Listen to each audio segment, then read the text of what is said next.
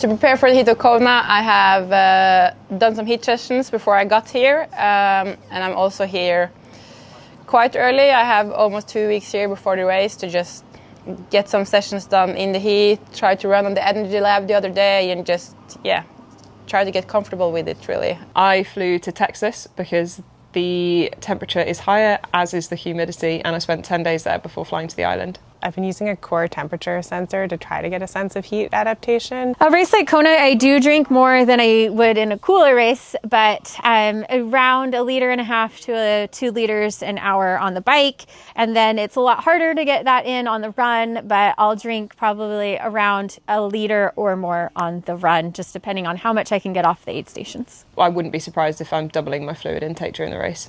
I'll definitely drink more in Kona, at least an hour, 1.5 liters on the bike, and probably over 2 liters on the run if I can. Maybe 5 liters of fluid on the bike, potentially more.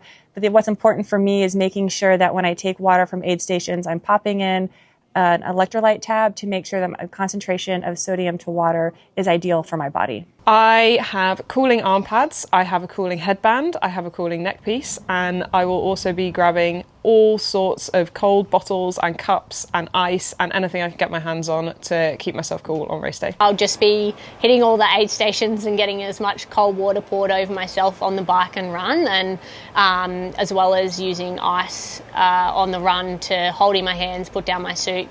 I have a front bottle that I freeze that is touching my forearms that hopefully will provide a little bit of cooling at the start of the race, and then going to be really meticulous at the run aid stations at grabbing ice, wearing a hat that I can stuff ice under. Grab cold bottles of water, squirt it into the helmet as much as you can, all around your body, your legs, your back.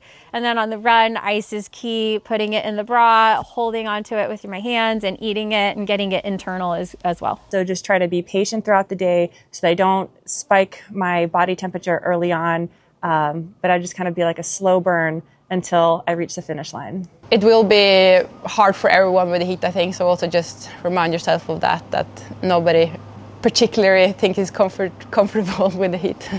Previous experience in Kona definitely helps. I pretty much walked the first time I was here on the marathon, and then I didn't have my nutrition quite dialed the second time, and this time I finally think I have it dialed, so I think it's going to make a huge difference.